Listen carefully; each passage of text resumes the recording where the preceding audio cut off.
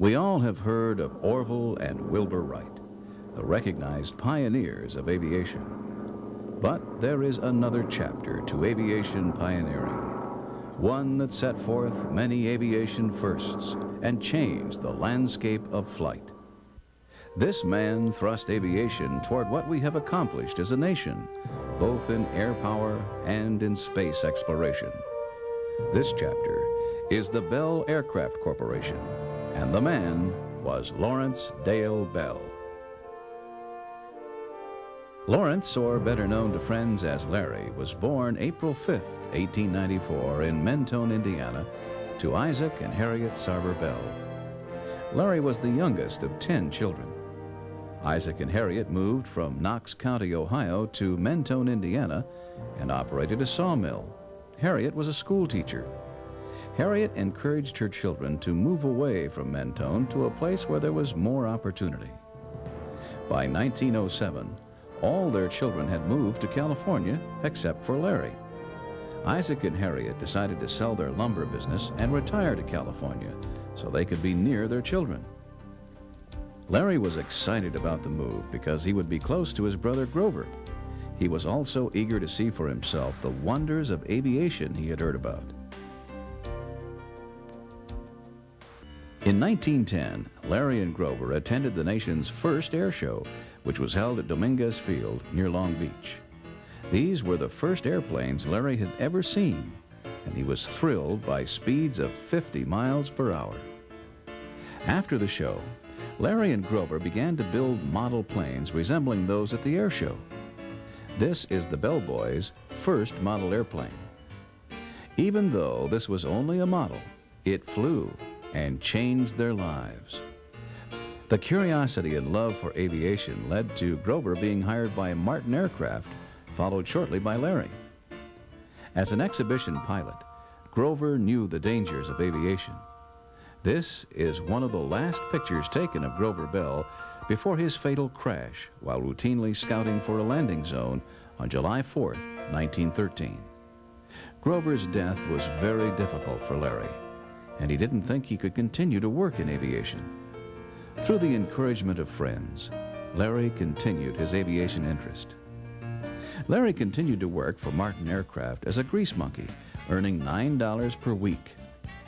Larry quickly advanced from stockman, where he designed the new Martin logo, to shop foreman, and at the age of 20, he was promoted to shop superintendent. Ultimately, Larry would hold the position of general manager. Not receiving the promised share of ownership in the Martin Company prompted Larry to resign his position in 1925.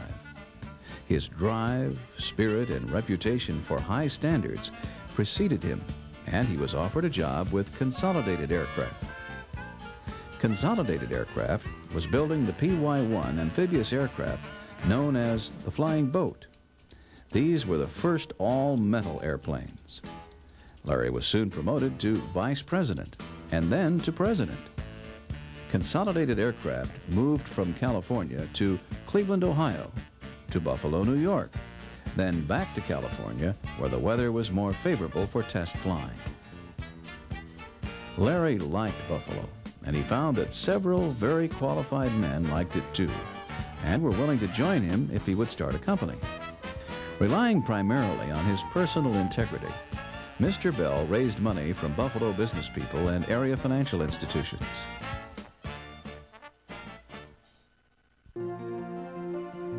In 1935, Bell Aircraft Corporation was launched. Subcontract work came from his associates at Consolidated and other aircraft manufacturers. This was enough to keep the new venture in business. When the Army Air Corps requested a new interceptor aircraft, the creative talents of the Bell engineering team were assembled. They won the design contract with a new concept for this type of a plane: a twin-engine, pusher-type configuration with two 37mm cannons to deliver a knockout punch against intruding bombers. 14 of these Aerocudas were produced to prove the design concept, and they established Bell Aircraft as the can-do company. In 1937, Bell won the design bid for the first modern fighter airplane, The XP-39 went into production, and Bell Aircraft was established as a major participant in the aviation industry. This was a midship-mounted engine, and through a hollow shaft in the center of the propeller spinner, a 37mm cannon was mounted. Up to 6 50-caliber machine guns plus 2 to 4 30-caliber machine guns were standard armament. This airplane had cockpit doors and tricycle landing gear for improved on-the-ground handling. The XP-39 prototype exceeded 400 miles per hour in level flight and set a record that stood for several years. The mission for the airplane was changed, and what resulted was a low-level flyer with a lot of firepower against ground targets. The Bell Corporation was doing quite well manufacturing military orders for Airacuda models 3 and 4. In 1940, production of the Airacuda stopped, and the P-39 Airacobra began rolling off the assembly line. 10,000 of the P-39s were built, with over half of them flown to Russia under a Lend-Lease plan established to better the Allied air forces. Many of the Russian aces had most of their kills while flying the P-39 Airacobra.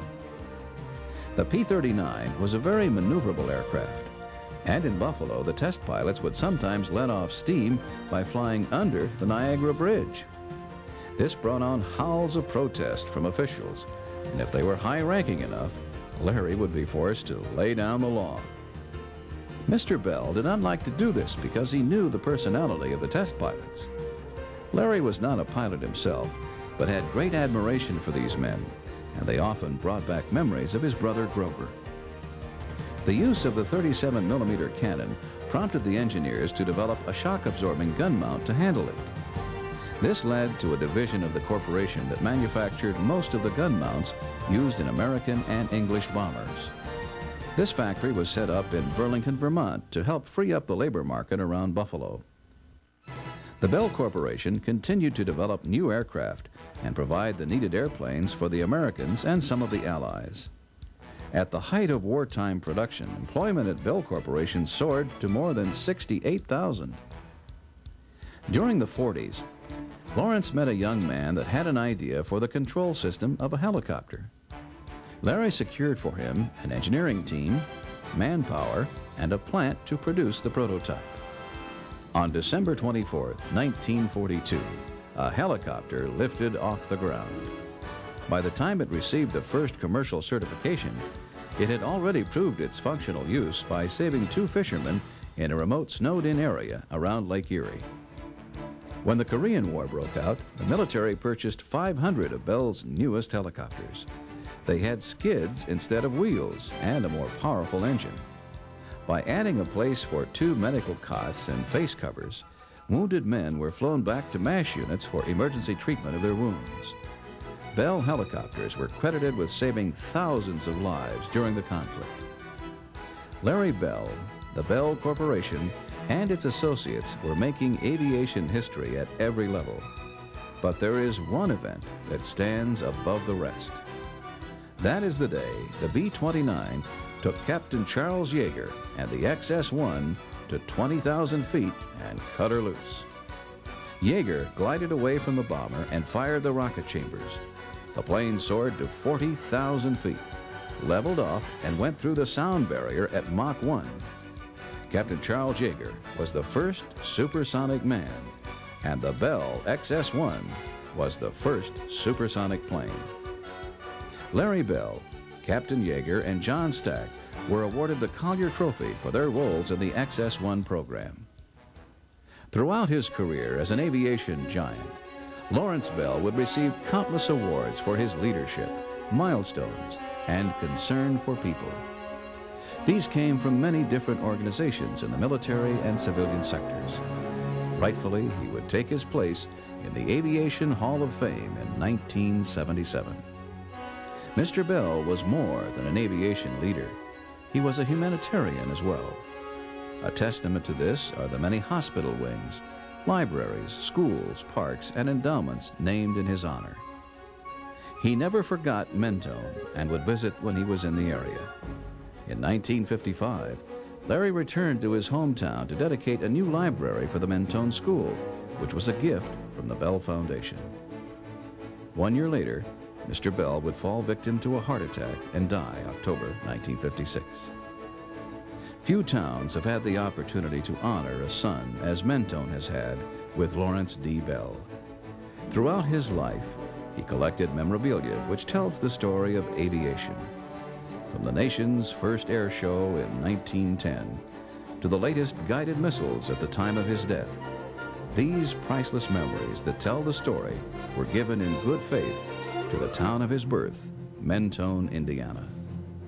He had hoped that future generations of youthful inventors will be inspired to dream just as he did. Show me a man who cannot bother to do little things, and I'll show you a man who cannot be trusted to do big things. Lawrence D. Bell.